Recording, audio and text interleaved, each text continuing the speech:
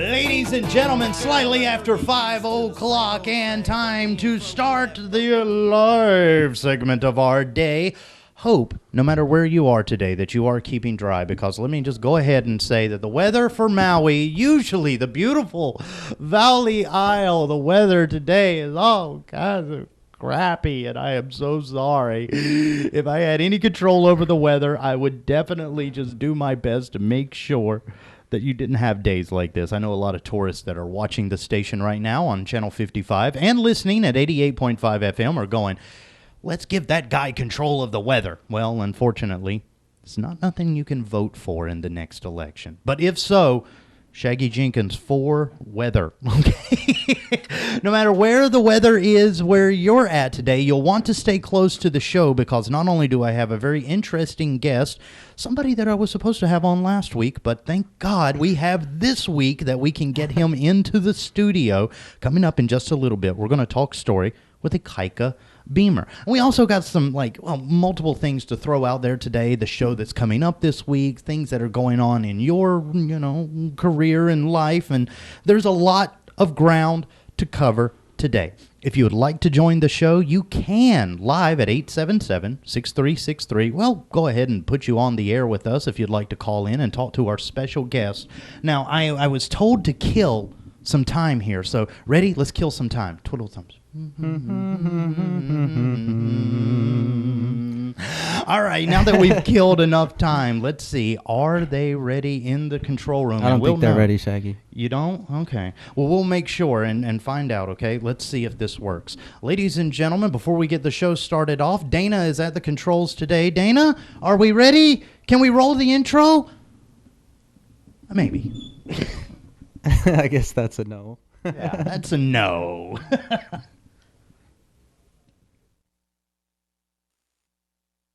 Destination on planet Earth, the Valley Isle, Maui. From the Akaku studio at Halfway to Hell Plaza, it's live. And now, a man that's known far, but not wide. It's Shaggy. I like that. I'm known far, but not wide. Okay. That's a good thing, I guess. Okay, well, let's go ahead and get to our guest today. Ladies and gentlemen, please put your hands together, no matter where you're at on the island, for Ikaika Beamer. Yay! Thank you, Shaggy. Thank you so much for having me. You cannot hear this right now, but right now, millions in the streets of Maui are just, yeah, Ikaika! Woo! I know. Yeah. Right on. Well, hey, what's up, everybody? No. Okay, well, first, I want to get a little background story, because before I get to my own story of how Ikaika Beamer is secretly a superhero, because there is that story, and I wear a cape on the weekends. Yeah, and sometimes early mornings. Before we get to that story, though, just from your own words, if somebody was coming up to you and says, okay, this guy, his name's Ikaika, he's got a guitar, what is it that makes Ikaika Beamer interesting? What would you tell them? Whoa. I don't know. Born and raised on Kauai. Love to play music. Artist. Just moved to Maui, and, I got a love for and a passion for reggae and Hawaiian music, and I'm not much of a superhero, but, I'm going to disagree there. But now... just building up to superhero things. I heard this story before the show. Before you found music, before music was your calling, and let's just be honest. Okay. The way you sing, music is your calling. Honestly. Yeah, I think so. I mean, I've tried to let it go and try to change my careers and stuff, and it always just kind of comes back to music. So I feel like music's a part of me, and it might just be who I am, so. I never knew that you were a firefighter before this. I was for a couple years. Now... I've done a lot of careers. I mean, when you're a musician and stuff, getting odd jobs here and there, you're trying to find your niche. And I've tried a little bit of everything, and went to art school, and I thought I was going to be an artist, and did murals for a few years. And, I've worked on all these different odd jobs and construction. And I mean, I even worked for the railroad for a while, and I was an operator up there for Union Pacific after college, and just whatever. I kind of was always trying to find my way. And Now, what was happening? Were you on the train one night? Were you fighting a fire and you're like, screw this, I'm making music, I'm out of here? Right. No, it's just always about the money. Or I moved around a lot as a kid, and my parents always moved us around a lot. And I just kind of worked where I had to work, and did what I had to do to make ends meet. And along the way, just ended up in all these odd jobs. But what about music just kept calling you back? Because like I said, for some people, and like me, it's a sickness. This is a disease. My job is actually a symptom of the greater cancer of my life, because no matter how much I fight it, this is what I keep coming back to. No matter how much I want to change, this is where I feel like not only am I the most me, but this is what I feel my calling is. Did you have that same feeling in your head? I think that's a perfect way to put it. I mean, I've always had a calling for this, and I've tried to let it go, and I think me and you have a lot of common in a lot of ways with that. And it just always comes back to me. But early on, I grew up in the music industry with my dad and my uncles and stuff, and I actually thought I was going to be a rapper, back in the day. What? I was, when I was a kid, I was all into hip hop and rap and stuff. I had the Hawaiian and reggae roots, but, I really enjoyed hip hop and rap. So I started rapping a lot and, making my own songs as a young kid. I was a DJ and weirdly at a party, my friend, his name was Eddie. He's from Waipahu, Oahu. He played guitar at a party one day, and I just saw everybody locked into him, and I was just like, man, that's really cool. And I went and bought a guitar at the pawn shop and started learning songs. And then eventually people were like, oh, you're really good on guitar, maybe drop the rap thing and stuff. And I just, yeah. I don't know. I mean, to be honest with you, I never thought I was going to be like a big time rapper because, I'm from Hawaii and stuff. And it's not like, I was into groups like Sudden Rush and stuff like that. So as I got older, I'm like, I can't like rap my whole life. So I turned into like a guitar player, and then, mixed my music into what it is today. A little bit of hip hop, a little bit of Hawaiian, a little bit of reggae. And you do. You have multiple genres present in the style of music that you're doing. And me right now, though, I'm going to be honest. I kind of regret the fact that you didn't go into hip-hop, because you have the world's greatest hip-hop name if you wanted it. I-Beam. All right. I-Beam, yeah. You could have been I-Beam, dude. Right. I mean, think of how good that would look on a poster when you're driving down, the CHP, the California Highway. Or the Beamer. Yeah. Who knows? Or Beamer. Beamer. See? It's a funny thing that you said that, because I was random conversation going on. But I was up in Hollywood, and I had the pleasure of meeting Billy Gibbons from ZZ Top, and I cruised with him like the whole day, and it was really cool to me. And when we talked about my music and stuff, he was like, you know what you need to do? You need to change your name, because none of us Howleys can say that, Ikaika Beamer or whatever. He's like, you gave me that CD, I couldn't say your name. He's all, you need to change it to just Beamer. Wow. Yeah. Beamer. And then when the time came to trademark, and put my first song on iTunes and whatnot, my publisher asked me, what do you want to go by? Kai or Kai Beamer or Ikaika Beamer or whatever. And I just wanted to be, Ikaika Beamer and represent Hawaii and represent my Hawaiian bloodline. And that was the name I was given, so I just stuck with it. But now I have so much problems with people, not being able to pronounce it if they're not from Hawaii. So, well, this is where me and Billy Gibbons are a little different, okay? Okay. Because, let's be honest, a name like Shaggy does not a personality make. No, it's cool. It's cool. But at the same time, this is your name. This is something that you are proud of. It was passed on from your family to you. It is the mantle of which you first drew your first life breath. And for somebody to sit there and tell you, well, to be accepted, you have to change something that's so a part of you. How does that make you feel as a person?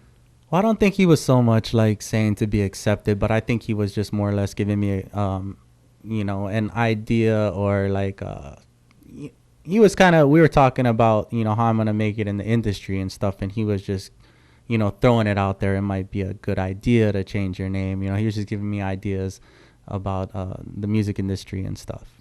So he wasn't, he loved my name and stuff, but he wasn't saying you need to go by Beamer. But he was definitely saying like, us Howleys don't understand your name. So, and like today, till this day, I'm telling you, on the radio, I hear people go, hey, that was The Game, and they don't say my name because they just cannot say it, you know what I mean, or whatever, so they just say the song. Wow. That's cool though. No, me being one of the most recent transplant radio personalities over to the island. I think I came here in 2003. It's been a while now. Yeah, I can pronounce Ikaika. Right.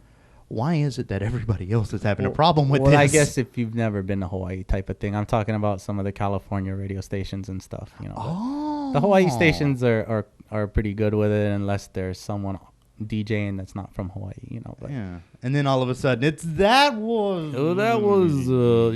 the game. And I'm like, I am not the game. That guy's a rapper. I know. It's like, man, they just keep trying to take me to this hip hop, yo. Right. You know? Back to the hip hop. Oh, God. But when it comes to musical styles, okay, you do use, and I say use, effectively, a lot of different genre influences in your music, in the way you write, in the way you present.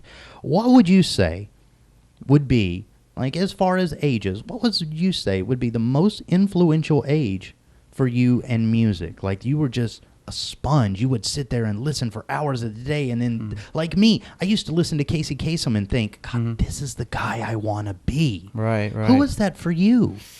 Oh, I know exactly how old, what time, and where. Okay. Biggest inspiration to me always. I mean, I don't want to put it like that because I did grow up on a lot of Hawaiian music and island music and reggae, and I was really, really into that growing up as a kid. Through family, I was really into, you know, the whatever, the stereotypical Bob Marley, Gregory Isaacs, Peter Tosh, and all that stuff. Yeah. Dr. Dre, Tupac, and all that stuff, you know, and then there was the Eminem phase, and then there was like the crisscross phase. I mean, there was so many, like, I mean, we'll go way back, you know, like I said, I was really into hip hop. Don't feel bad. I brought the Fresh Prince's first album. Oh, I love the Fresh Prince. Yeah. I know all the songs. We'll talk about it later. Okay. But anyway, the group that I, you know, I've always looked up to and always thought, let's talk to me and I wanted to be just like, was always Sublime.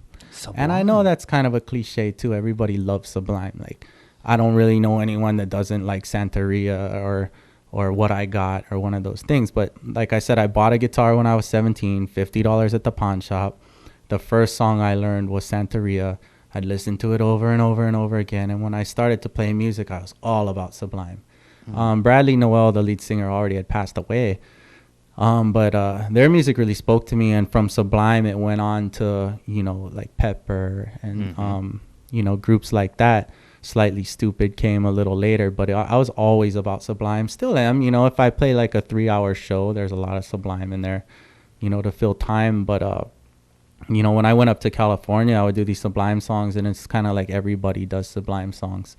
And then when I come back to Hawaii, people are like, oh, can you play Sublime? Because nobody really does Sublime or whatever. So I've been up and down with it, but I mean, I know all their songs by heart and stuff. And if I had to like narrow it down to one artist, it would be that Sublime was the biggest influence for me. Later on in life, like now, I don't listen to Sublime much at all. I have every album on my iTunes and stuff playlist, but I mean, I'm not really like playing that when I'm driving around. But who's in your ear now?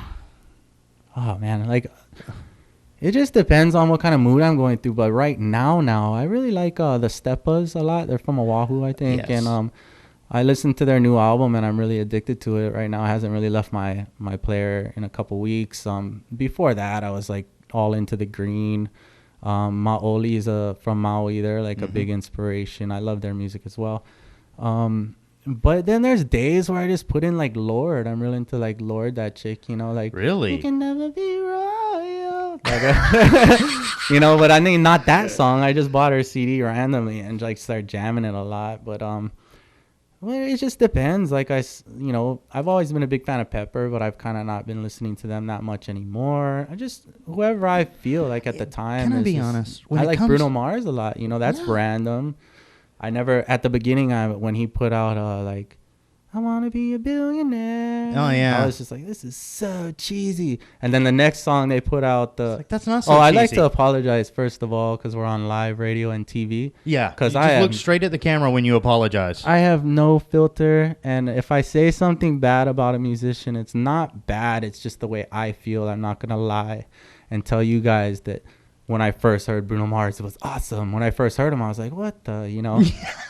And then, he put out that song like, today I don't feel like doing the lazy anything. song. And I was like, this is so cheesy. I was telling my girl, like, how is this so big? And then now, I listen to, what is it? The Jungle, Gorilla Jungle, whatever his new CD. I have it. Yeah. Oh, dang, I'm so stupid right now. It's okay. This show reeks of stupidity. Reeks of it. But Bruno Mars' new CD, I like it. I like his voice now. I respect him as an artist. He's like a Michael Jackson type of guy, and he's from Hawaii, so I'm just all like about him. But I mean, not like I'm all about him, like I'm all on it, like I love him. But I've grown to accept. It's a bromance, a musical bromance. I've grown to accept, like, God, this guy's got his voice is just out of control, amazing. And I really care about lyrics and stories, and I'm not really into cheesy music, so. Anyway, back to answer your question, I'm all over the place with music. It just depends. It's just like certain music touches me to the point where like I have to listen to it and post it on my Instagram, and I like fight myself like, oh, these guys are gonna think I'm all on their beep or whatever. But I'm like, I'm gonna let people know they gotta hear this song, and it's just kind of like my thing. And I think I'm really like an over poster online when it comes to that, because I'm just so into music that there's moments where I'm driving or something, or at a party, and I'm just like, oh my God, this song. Please don't be posting while you're driving. No, that's why I said or at a party. Yeah, or at a party. Legal disclaimer. Yeah. Okay?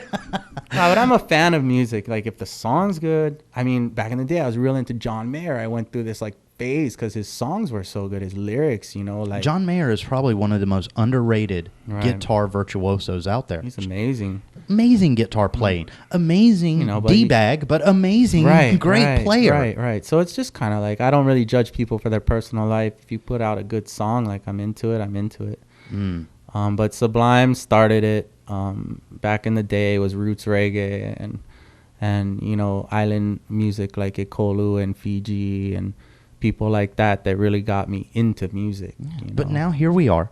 We're years down the road. You have a daughter, by the way. Yeah. Daughter's coolest thing ever. Yeah, brand new daughter. She's actually 10 months old now, but it went by so fast. I still say brand new. Yeah, exactly. Because when you blink, it's like you went from crying to now you're asking me stuff. What is she this? She just started standing up and stuff, and we're tripping out on it. Yeah. Oh, but so you go from the young age, the Sublime and influences and things, and now you've matured. You're now Daddy Beamer, you know? Right. What has changed in your mind as far as how you approach the music, Because with Sublime, you have that kind of a loose, let's go here, let's do this. There's all kinds of different styles, change-ups and bridges. And now it's like your songs are very structured. They're very planned. And like you said, there's a lyrical content there. And me and Marty covered this in our show when we were talking about lyrics that tell a story. Your lyrics tell a story. Where did this come from now?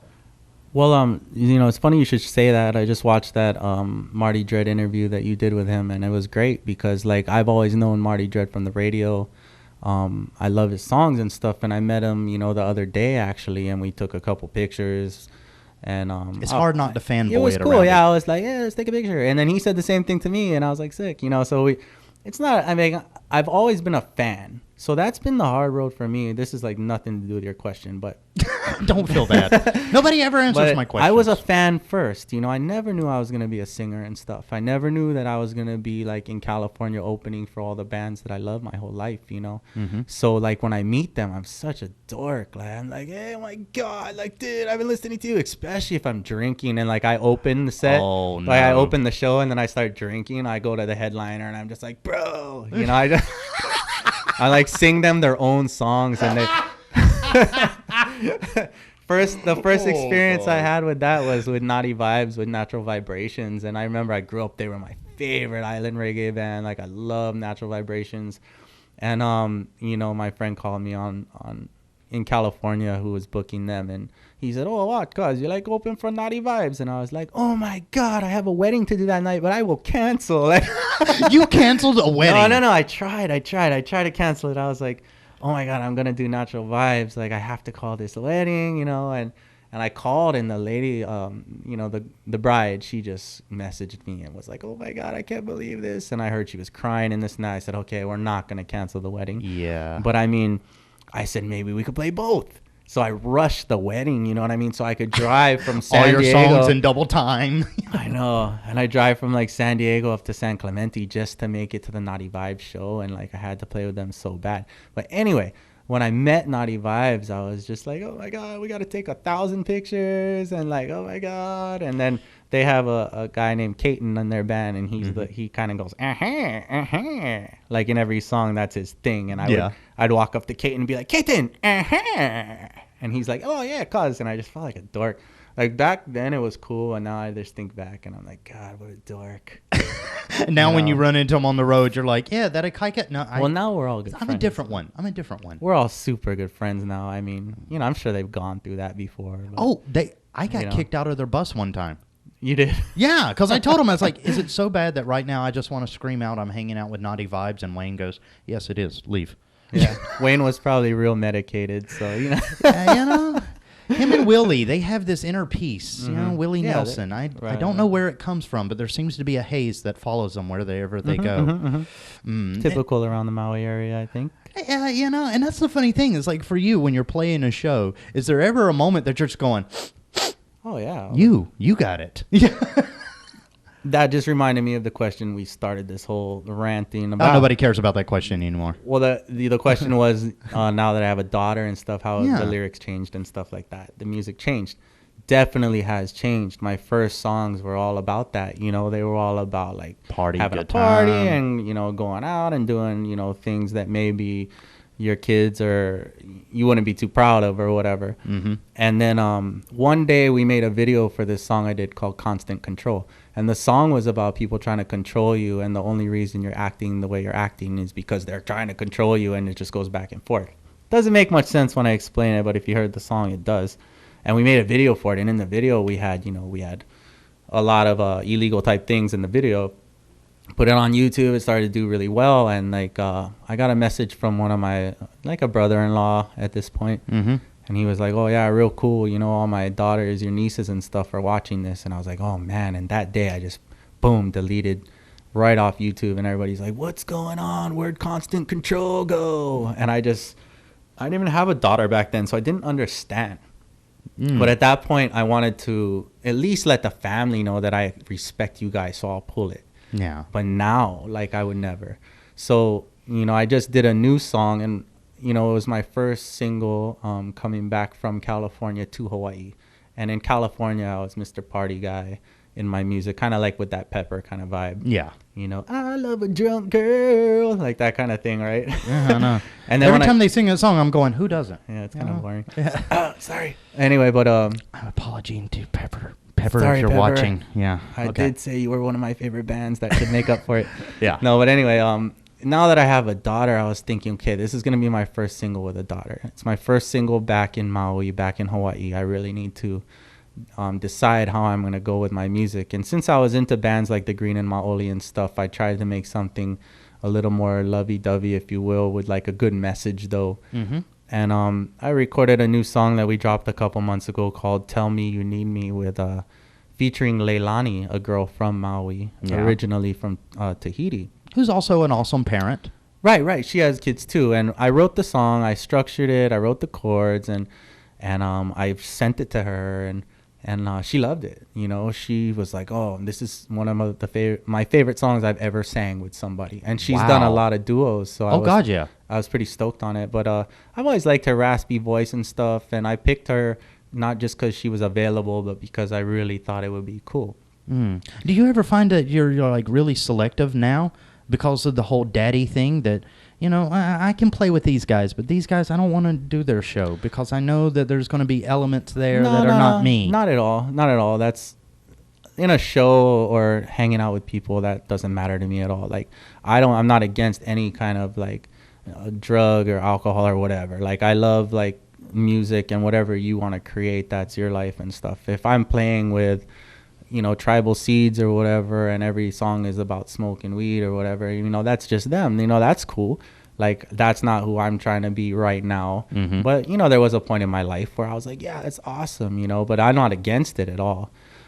But now, you know, I know my daughter Mila is going to hear my stuff someday. So it's like, I'd rather kind of write like something a little like off that path or whatever. I mean, not because I'm against it at all. It's just because it's just like not right for me right now, I guess. But it's my new song with Leilani. I really tried to make a love song about how I feel at this point. I wrote the song with her in mind, but the song is all about my girlfriend. Mm-hmm. And, you know, and she's just singing, and I wish my girlfriend could sing so she could be the one singing it, you know what I mean? But I hope you have a girlfriend after this show, you know? Yeah. Honey, you're such a great, loving woman, but God, you cannot sing. She sings great. Like, Really? she just won't do it. Like, she sings good, and like when I hear her say something, I'm like, babe, you should sing. Like, can you imagine me and you be like Johnny Cash and June, or just cruise? Which would be epic, by the way. And she's like, no way. She's just not the performer type, you know. She's more okay. I'll tell you what you do. or whatever. Drop a microphone in the bathroom, sample all that stuff that she's singing anyway, then put it on a track without telling her. Then when you present the track back to her and be like, see, honey, the single's already done. She can't argue. No, You're already off the presses. She would never. No, you would be sleeping outside. She's not like me. We're totally different. I'm all out there like a performer. I grew up like that, and she's really reserved, like quiet. And that's why we work, because I'm the one that's always like, la, la, la, la, la, la, and she's just like, Really? You know? Yeah. I would have never thought that. I would have never seen that dynamic. Yeah, I guess it's like, it works out. I mean, I probably wouldn't get along with like a Kimmy A, like say like a Anuhea or something was my girlfriend. I probably wouldn't work, you know, because what do I have to impress you with, or what do I have to like, you know what I mean? It's like, you like hey, your babe, women did you hear my new easily single? impressed. And she's like, oh yeah, well mine's doing better. You know, it's just like, what am I gonna do? You know, it's, you know. Yeah, it's a little competitive there. Right. Oh, So. yeah, well, I'm going to go write a hip-hop song under the name I-Beam. See where this goes. You know? Right. Anyway. But when it comes to relationships, I notice in your song lyrics basically pull from your real-life relationship. Always. With not only your girlfriend, but also with your daughter. Everything, and like your my life in relationship general. with the world, too. When it comes to being the storyteller, writing the lyrics, talking about relationships, what is the one thing that you always struggle with when you try to put yourself in that, you know, mindset? For me, I always struggle with, why does communication break down? Why is it that you have people that have these great love songs and, oh, I want to romance you, and then all of a sudden we're in divorce court? You know, I think everything I've written has been like the struggle. I feel like I haven't had a really privileged life. Like, nothing's ever been like given to me. No one's paid my rent. No one's ever done anything for me. Like, everything I've done, I've worked. Like, not work like 9 to 5, but I've worked for it, like hustled, you know, done all my own stuff to get where I'm at. You never, you know, back to my uncles Kiola and Kapono Beamer, they're like super famous in the Hawaiian industry, you know, but I never like go online and I'm like, hey, my uncle Kiola and stuff to get more people to like my music. I've always steered away from the Beamer family, not personally, not shame wise at all. I just wanted to do my own thing, you know, and I never like use them. My uncle has a studio. Like, I don't go over there. I pay for my studio right here. So it's like, when I write, it's straight from the heart. Like, I write exactly how I feel. There's no lying in it. Like, I've always kind of looked down on people that make these humongous hits that like someone else wrote. It just doesn't make sense to me. Like, if Babyface or Boys to Men or what, oh, actually that's a good one.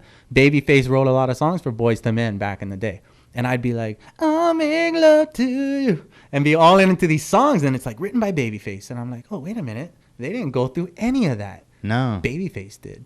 So let's go see what Babyface is up to, you know. And I've always been down with John Mayer, the same type thing, and like, cause he writes his own music or whatever. And Marty Dredd, like, same thing. I learned a lot from Marty Dredd's interview with you. Like, I watched it today just to kind of get a feel for what's going to go on today. And I was, like, amazed by, like, a lot of his stuff. I was right on point with him. Like, and when you talked on the last station you worked at, I heard you did an interview with RJ Caniejo. RJ Caniejo? Yeah, and, like, it was a long interview. And at first when I seen him online, like, no disrespect to him either. I'm just talking, like, how I talk. But when I first saw him online, like he's got like all these graphics of himself and all this stuff. It's all about me and stuff. And I was like, oh, who's this guy? Because I didn't really know who he was. Mm-hmm. And then I kind of looked into him, and then I was like, yeah, whatever. Like, cool. He's got some good music and stuff. But he came across like kind of like with this attitude online. Yeah. And then when you interviewed him and you were talking to him, I was just like, this guy thinks just like me. Like everything he said, I was telling my girlfriend, I'm like, babe, RJ, like me and him, same. You know, I was just like, he was talking about the industry and people, and I was just like, he's just telling you exactly. And I was just like, man. So I started to like him, and I just like down for people, like you said, that, you know, like I said, that write from the heart, and the lyrics and the story are real. Mm-hmm. You know, I'm not going to talk about rolling on 20-inch rims because I've never had them. You know, I'm not going to like talk about doing certain things that I've never done. When I write my songs, that's really what I felt, you know, and that's why I think I've had success. I look at my statistics and stuff, and I have way more male fans than female fans. And you would think it would be different, you know, me being a younger guy or whatever. Well, not young anymore, but like when I started. But young enough. Right. Okay. You still got your hair. You would think I would have girls and stuff liking me more than men, but no, it's not like that. Like men like me, and they email me constantly. They're like, bro, I'm going through the same thing you are. And like, they're like, man, I was down, and like I was in the hospital, and your music got me through. Like, and I'm just like, man, I love that, you know. And that's what it's about. Like the newest single I put out, I thought it was gonna do so good, you know. And my first single back in Hawaii and this and that, and it didn't really do as good as a couple of my last songs, and I was disappointed. Then, you know, I talk to people, and they're like, I love that song. It's my favorite song. So it's kind of like, I don't know what the balance is, but, you know, I write songs for me and what I want to say. And that, I don't know. Well, they say the best artist is the artist that does the craft only for themselves. And you're lucky as a spectator or as a listener to be invited into that environment with them. When you talk about your fans emailing you and how your song connects to them, does that make you just a little bit connect back to them and think, you know what, man, I'm not just telling my story. I'm telling this guy's story. He was in a hospital going through a hard time. That's the thing that gets me through it. Like I'm telling you, I felt like quitting like so many times. I've deleted all my social accounts multiple times thinking like I'm over it. And like you said, like this is your life, you know, radio broadcasting, it pulls documentaries, whatever, radio. And you're into it. And you're not, I want to try this, but your heart isn't there. And with me, it was always like that. Like I was like, okay, I'm going to quit, whatever. Like I got to just work and take care of my daughter. So like I'm over it. I can't travel. So how am I going to be anything in the music industry? And then all of a sudden I'll get some huge message from some guy in like Texas, you know, telling me like, bro, like, you know, I'm in the hospital and I'm going through this hard time. And, you know, you don't know how many times we played Just Cruise up here, and like me and my friends. And I'm like, and these long, drawn out messages, and I'm just like, you know, it really gets to me in the heart or whatever. And I message them back, and it means a lot to me. And then I just think to myself, like, man, there's like people out there that feel this way. So like, why would I like give up, kind of thing? It keeps me going, you know. It makes it hard to walk away from it when you find out that so many people are just like, God, man, if it wasn't for this song that you made, my day would have been gone. And there might be like 1 million people who hate the song and 5 that love it. And it's those 5 that I'm like, yes. Yeah, you get it. These 5 guys like it. Everybody must like it, you know? So it's just kind of... It's hard being an artist balance, and not getting jaded sometimes. It really is. Because you think sometimes it's like, oh, God, nobody listens to me. Oh, God, do you see my last photo shoot? Oh, I look terrible. You know, you're really, really hard on ourselves as performers. I think so, too, because, I mean, that's you. That's your life. You want to see what people think about everything you do.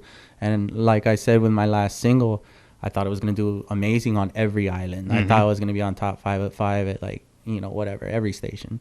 And there's 3-4 stations that it's still going good, and then the rest kind of didn't even play it. And I was so not hurt, but I was like, what did I do wrong? I thought this song was gonna be hot, you know. Like I hear songs on the radio, and I'm like, this song sucks. Like, why is my song like doing so? Not on this station, not doing bad, but not on this station. They chose not to even play it. So I actually messaged an Oahu I'm not going to say who or what station or whatever, but I messaged the program director and I was like, hey, just man to man, like what was wrong with the song that it didn't make it on your station? Because that was the station that was like, yeah, send it to us. We're going to blow it up. Yeah. And it didn't make it on. And, he told me straight up, and this is exactly what he said. He said, I need something with a more of a catchy hook and almost bubblegummy and not so much message.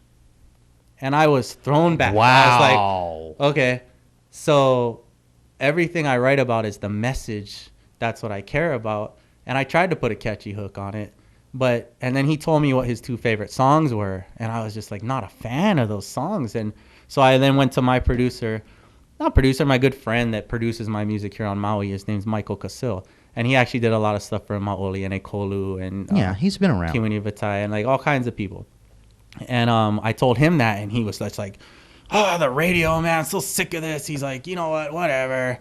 He's like, we'll make a bubblegum one next time. And I was just thinking, you know what, I don't want to make a bubblegum one. I mean, I listen to like Soulja and stuff, and I know they're not like whatever amazing or whatever, but I agree with Jacob Hemphill's message and the way the lead singer, the way he writes. And it's always a message, like a modern day Bob Marley, you know. And I've always been drawn to that. So when this DJ told me that, I thought about it. Okay, babe, I gotta make something more bubblegummy, And then I'm kind of over it. I don't care. Like if they want a bubblegum song, I don't want to write it or whatever, So the station. You feel cheap at that point. Yeah, I feel cheap. It's like I'm not gonna like sell out or whatever. Like I'm not gonna be like. And guys don't understand when we talk about being entertainers and selling out. Yeah. Selling out means that you come, you spend months, years, a lifetime sometimes, preparing your product for public consumption. You take it to somebody and they say, well, the public ain't buying that. Go back and change it. That's what we mean by selling out. Yeah, I'm not saying I'm making money at all. I'm not saying I'm doing a commercial and I used to be Denzel Washington and now I'm doing a commercial for Viagra. I'm not selling out. Denzel is doing Viagra ads? You know what I'm saying? You'd be like, why is Denzel Washington doing Viagra? That's crazy. I figured it would be Morgan selling Freeman. out because he's making money, right? Well, he's doing, no, not him, the other dude. Because you could imagine that, Morgan Freeman talking about Viagra. Yeah. Whenever you're ready to go, you need the little blue pill. Right. You're like, come on, Morgan Freeman. But with me, I thought about it, and then we talked about it, me and Mikey Casil. And we just decided not to do it, and he's heard that before. So he was really like, God, these radio stations, and sorry to throw him on Front Street or whatever, or under the bus or whatever. Well, if you're on Front Street at the wrong time, you will go under a bus. So what's happened lately, right? Lahaina. Do buses even go on Lahaina Front Street? Probably not. Well, probably not. Moving on. Yeah. Okay. But with some of the bands in Hawaii and stuff, they're just killing it on the radio, and they're all doing well. It's all, it's so like there's politics. But from song to song to song, there's no message. Right. Well, I mean, not everybody, but there's those in the middle that I'm just like, and not that the radio is like, oh, I'm on the radio, so I've made it. But like, please, you know what I mean. I've been on the radio 20 years. I barely make rent. Right. I know you were talking about that recently. Like, do people listen to radio anymore? I mean, there is a lot of online things, that and everyone's got their own playlists and stuff now. And you got Spotify, Beats Music, and all that, where people are just on that. They don't care about the radio anymore. But for an artist, a musician, getting on the radio is like the biggest deal in the world for me. I could get 1,000 downloads on iTunes and 1 play on my radio station on my island, and I'm way more stoked on the radio play. Yeah. I think that you were actually the first person to play one of my songs ever. Yay. And ever, like on any station. Wow, really? Yeah, I think I was interviewing with Tantra back a couple years back and gave her one of my latest songs, and you were the program director, so you played it. And it stuck, on Maui radio for a couple years. And then when the new one dropped, that one stuck too. And, you were actually, oh man, if you even knew, I mean, I know because I was messaging you constantly, like trying to be cool about it. Like, but when you first played my songs, I was jumping up and down, like filming it with my phone on TV, sending it to my mom. I'm like, I'm on the radio in Hawaii. I have made it, and people are requesting it. And like, I was driving the other day and it's on, and I'm still like that. Like my song comes on like yesterday or something. I jump in the car and come back in from coming back from Foodland, like shopping for groceries, and it comes on, and I'm like, yeah, turn it up. I'm like a dork. I told you, like, straight up. Like, I turn it up. My girl's in the backseat with the baby. I'm like, yeah, babe. She's like, the baby's sleeping. I'm like, doo, doo, doo, doo, doo. Yeah. Turn it back down. And I'm like, can't you just say that it's cool? And she's all, well, it's on like every day. And I'm like, and I'm just like, but to me, like, I go straight on my Instagram, like, now playing, tweet, Oh, man. But it's a big deal to me. So I, like, thank you, Shaggy, for being the first one to ever play my songs on the radio. The thing is, though, is like from a radio side of things, we've got away from the mentality that the DJ is the selector. And especially in reggae music, we always talked about selectors. These are the guys that go through and pick the primo top shelf selections of songs. They present them out to an audience. The thing is now, because of music research, charts, sales, nepotism, big word there. Also, and like you were talking about, like, Keola Beamer, Ikaika Beamer. Oh, hey, let me... Oh, he's a Beamer. We got to play it. And then they put it in, and they're like, wait a minute, this is not slack key. Yeah. You see? It's like, I know how all of the weird machinations there's a bunch of of music entertainment politics in it, and I understand now. But they shouldn't exist. I don't think so either. If the song is good, play it. Like, doesn't matter if the dude recorded it in his room or recorded it and knows you forever. Like, if it's good, play it. And there's been times where I'm just like, and you hear people like, oh, yeah, the new song from so-and-so now on the radio for the first time. And I'm like, yeah, because the dude lives down the street. You grew up with him, and he walked over, and he's sitting there with you, and you're playing it. Yeah. Probably bought you Subway. Right, because you got to bribe the DJ. I think it's Krispy Kremes. Yeah. Krispy Kreme is what I heard you got to bring to the studio. And that's the thing. Guys do not understand this. If you have a band, when you go to the radio station, you feed the DJ. Oh, it's huge. Because as soon as you feed the DJ, your album's played. He's like, dude brought me Subway and a CD and like a bunch of cool stuff and a T-shirt. Like, I'm down. Like, yeah. But I don't know. They don't understand. Like, people outside of our industry have no idea how much those little meetings make. I have no idea because I've never done it, to be honest with you. Yeah. Well, I'm not one of those guys. I brought Krispy Kremes to a radio station recently just because they're cool to me. I didn't try and get something on the radio. I was just driving by and was like, these guys show me a lot of love, and brought them. Not because I was trying to get something out of it. So, the song was already on. Yeah, it's like, okay, look, good job, guys. Here's some donuts. It's all about who you know, just like getting a job or just like anything else. It's like, oh, I know so-and-so owns the company, so boom, I'm aren't hired. we creating a world where we punish talented individuals because they don't know the right people? Are we at that stage yet? Yeah, there. I mean, come on. Every hit song that's like, let's just take Oahu or whatever, because Oahu's got some good island reggae stations. Every hit song are good songs, but like, they're like super well known and everybody knows everybody. You follow them on Instagram and they're hanging out. They're like at the bar together, and the next day they're like featured on the show. It's just, it's who you know, and the song's good. But even if the song was bad, it's still gonna make it. It's just kind of, I don't know.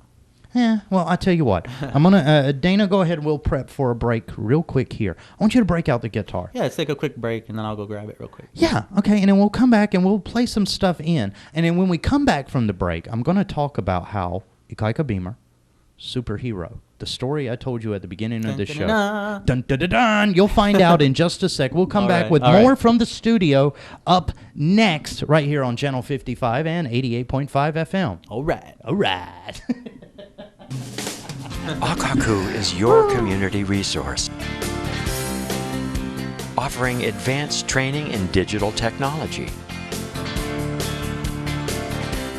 You'll find online video and information at your fingertips.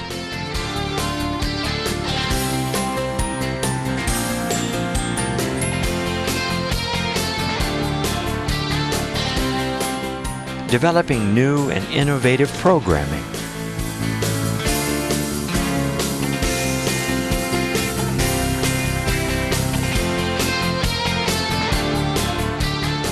Bringing you live events as they happen throughout Maui County.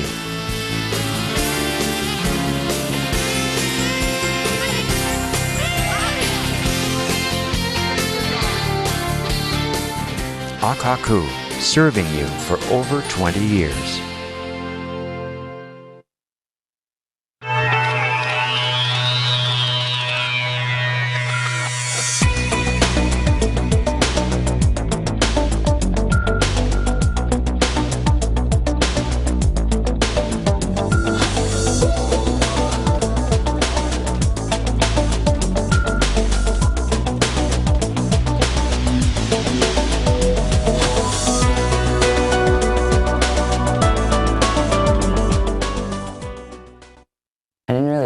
realize how how big of an effect it had on like people and how it influenced them on like what they wear and what they buy and they drink and what they eat. Like, it was so interesting to hear about how there are like 5 people who control the media in America. Also, it kind of controls about like what we think is cool and like what we really like to watch and stuff, how we think about the world.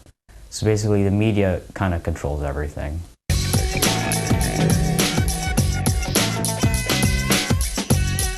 Broadband is high-speed internet, and in order to be considered broadband, you have to have a minimum of 1 megabit uploading speed and 4 megabits download speed. And your broadband speed really affects how much you're getting out there and how fast you're getting it out there. Our internet speed is very slow. From a day-to-day basis, the internet speeds always varies. After taking all our speed tests, I would say that my house does not have broadband internet. It was not high-speed internet over here. It was like slow. Those speed tests showed us that people are ripping us off for what they're telling us.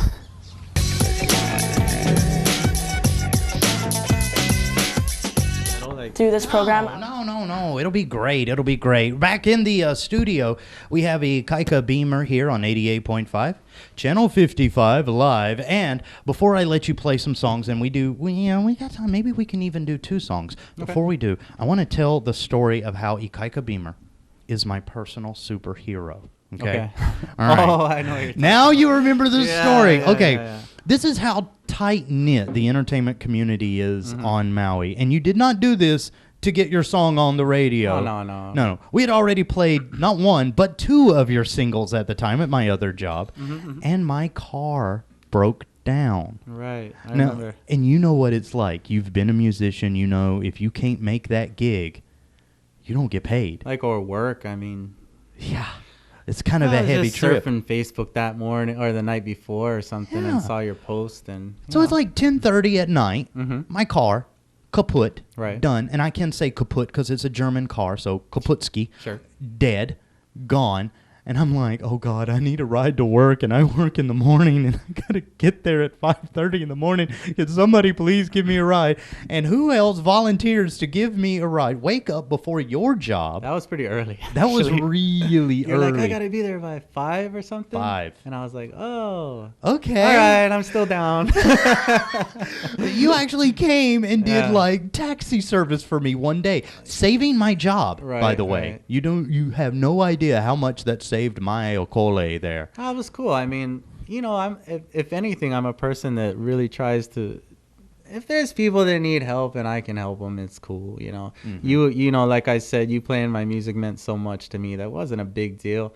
I just saw. It was a huge deal to me. Yeah, I know. I guess. Have you ever walked from Pukalani to Wailuku? Never. I wouldn't do it. I just call in. But you can't call in because you have a show. Exactly. And I remember your post that late at night was like, oh, my car is going down. Like, it's down. Like, it can't get fixed right now. And I'm not going to make it to work. Like, and I was just like, messaged you directly and said, I'll take you. You know, it's no big deal. Yeah. And then you were like, I think we lived a street apart from each other. We live one street apart. And we didn't even know. Like, you showed me your address, and I was like, wait a minute, you know. And I just moved to Maui, and, you know, I got respect for you and stuff. So I was like, yeah, I'll take you. And then you're like, message me, cool, I need to be there by 5. And I was like, oh, my God. And I was like, oh. And you still did it. Well, I was like, that's cool, because I have to be to work at 9, so that works out. Yeah, some 4 hours later. Yeah. Sure, yeah, it's all good, Shaggy. You know, I mean, now we're good friends. Back then, it was like I barely knew you and stuff. I know, but still, to this day, every time I think of Ikaika Beamer, I'm like, this is the guy that saved my ass. Day, you know? That was cool, man. You know, I appreciate the superhero status on that. Oh, definitely, man. We have the cape waiting for you in the next room. All right, well, that's a caper, right? Capo. Okay, well, speaking of things that sound like capes, we have the guitar out. We have a nice television audience watching at home. We have a nice radio audience listening wherever they are. Right, millions of people on Maui. Millions of people. Billion. We are the mega... Never mind. Anyway, I'd like you to perform one of your songs. Now, before you actually start performing, which song is it that you want to play? I don't know. I mean, I played a couple earlier just to kind of get warmed up, and I I just thought maybe the game would be cool. You know, one of the first single you ever played for me, and it was the when you were talking about structure of songs and stuff. That was the first song that I learned about structure and how things should work. And really, yeah, because it comes across as a finished, mastered product versus this is my first attempt at restructuring. Well, I was fortunate to work with an amazing producer, Lou Richards, up in California in Costa Mesa. Mm-hmm. His company or his record label, 17th Street Recording Studios. And he actually recorded with Sublime. Like, he did a lot. Wow. Yeah, he's the man up there. And I just, being, doing shows with certain people and stuff that worked with him, I just kind of met him. And it was kind of expensive to rent, or book his studio. And studio time. But I had a good publisher at the time, and she fronted the money for me, thinking that we would make the money back on the first single. And when I met Lou Richards, I couldn't even play the guitar. He's like, okay, all right, G. He's from originally from Philly, where the Fresh Prince is from. Yeah. But in West Philadelphia. So he's like, yeah, G, what's up? Yeah. And when I met, I was shaking. I couldn't even play. And he's just like, you need to stop that. We're like, well, he recorded all the old school Sublime stuff. He's the Dirty Heads producer. Wow. He's every Sting, Mary J. Blige, Tomorrow's Bad Seeds. He's worked with all these people I really, really like, Rome. I don't know, Rome with Sublime. He did that whole album and stuff. And when I was sitting there working with him, on the wall there's a platinum record of Sublime, 40 Ounces to Freedom, Santeria, and he's with his name on it, Lou Dog. Jeez. And I'm just like, oh my God. So I'm in the best studio in Southern California, and I went into the studio with a song that I wrote, and he was like, yeah, that's pretty cool, but let's start from scratch. Wow. So he rebuilt the song with you. Showed up at noon, because that's what time the studio opens. They don't, and then you work till midnight or whatever. Yeah. But showed up at noon. We put the straps on our guitar, walked out into the parking lot, got a taco from the taco guy, and we just sat there and figured out some chords. And we're just going back and forth. Went back in and had an idea, and I was writing, and we changed it. And he's he's a genius. When you just sit with him, he knows what supposed to be. He wrote Lay Me Down from the Dirty Heads. I think it was the biggest single. I think it was the biggest single from an independent label ever. They were on Rolling Stone, and it was that Lay Me Down. Yeah. Lay me down. That one, he wrote that song. You know what I mean? He produced that song and stuff, and I was just oh my God, I'm sitting here with this master. So he's really like that. I'm like, oh, so what do you think about go down to the beach and blow some trees? He's like, no, G, you can't talk about smoking. I'm like, okay, what if we talk about stay irie? He's like, no, because that's smoking. And I'm like, all right, he just knows what's up. So we wrote the game, first song together. He owns 40% of it because we wrote it together. Mm-hmm. And then after the game, he taught me how to write songs. I had already written, a handful of songs and recorded an 8-album, acoustic album. 8-track acoustic album. Mm-hmm. And when he wrote the game with me, I really realized how music was supposed to be. And he showed me structures and sent me home with Beatles CDs. He loves the Beatles, and he's like, nobody writes better than them. Their structures. And he sent me home with certain songs and said, write your songs like this. Wow. Yeah. And, he took you to school. Took me to school. Every day I come back with something I thought was super hot, and he's like, nah. And that's where the game came from. He also worked with me on Just Cruise. Sweet. And he also mastered my new song. We sent it to him to master.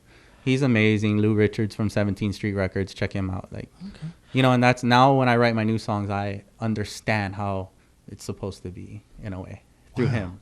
I just like this 6 degrees of separation of your life and Sublime. Yeah. Now I'm talking to some of the members of Sublime now, online and through Lou, and I'm just tripping out. I even posted it just had a conversation with Bud from Sublime.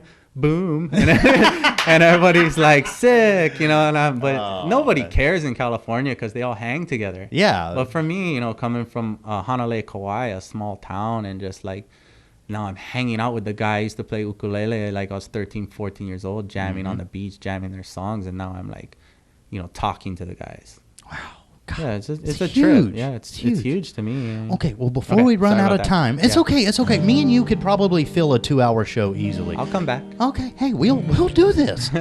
But before we run out of time, though, I'm gonna let you perform. So I was gonna play the game. The game. That was the whole purpose of that combo. Okay. Well, ladies and gentlemen watching at home, people in the radio land, open your ears. I give to you the very superhero-y Ikaika Beamer. Dun, dun, dun, dun, dun, dun, dun. It's the game. The song's called The Game. Check it out on iTunes if you like it.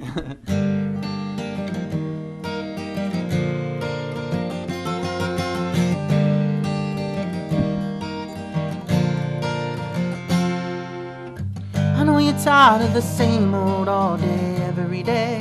Caught up in the game that everybody plays. Well, this is yesterday's news. Believe me, I know. Whoa, still we're not okay. That's just how the world goes. They say they want war. We give them everything they need. But still our futures can change if we free up the pain and tragedy. It's all an illusion to stop the confusion, erase hate and war, and take some time to breathe, yeah. I know you're tired of the same old all day, every day. Caught up in the game, a game that everybody plays, yeah. I know you're tired of the same old all day, caught up in the game, a game that everybody plays. Don't get caught up in the game. Don't get caught up in the game, yeah.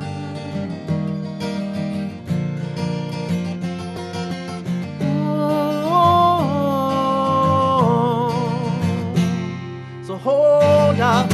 Forgive and forget is what we've all learned to accept. But how can we forget the way that we're living, treating our world like a prison, waiting and wishing for our futures to help heal all this pain that we felt. So tell me why we all lie as if lying was put here to help. I'm just a beginner and sometimes a sinner, rolling the dice and now I'm coming up a winner. Cause it's our world, so follow me, yo, see who you really want to be. It's all an illusion to stop the confusion, erase hate and war, and take some time to breathe, yeah. I know you're tired of the same old all day, every day. Caught up in the game, a game that everybody plays, yeah. I know you're tired of the same old all day, every day. Caught up in the game, a game that everybody plays. So don't get caught up in the game. Don't get caught up in the game, yeah. But when I'm feeling down and low, you always find a way to let me know. Nothing ever really matters. Maybe we should let it go and see just where we be, yeah. I know you're tired of the same old all day, every day. Caught up in the game, a game that everybody plays, yeah. I know you're tired of the same old all day, every day. Caught up in the game, a game that everybody plays. So don't get caught up in the game. Oh, we've got to find a way. Don't gotta make a change. Don't get caught up in the game. Caught up in the game. Yes, Ikaika Beamer, the game, man. Thank you, man. Do you ever get tired of playing your first single? You know? Oh man, I don't play that often, to be honest with you. Yeah, it's one of those things, man. It's like riding a really fun bike. When you come back to it, it's like, yeah, man, I'm in this. I can't say thank you enough for coming on the show today, thank you so much. Once Shaggy. again, you are my superhero. So anytime that you need something, you can call me, and I'll come. I don't care. Rake leaves. Oh, cool, because I needed some money for gas. No. Hey, I got a kaku budget to blow through. Let's go fill this up. On the serious tip, much respect, you guys. I really appreciate you guys having me here. So thank you so much. It means a lot to me. I told my mom about this too. Wow, you told your mom. Yeah, but she doesn't live here anymore. So well, we'll get her the show. We'll she have can to see the watch show it on YouTube or something.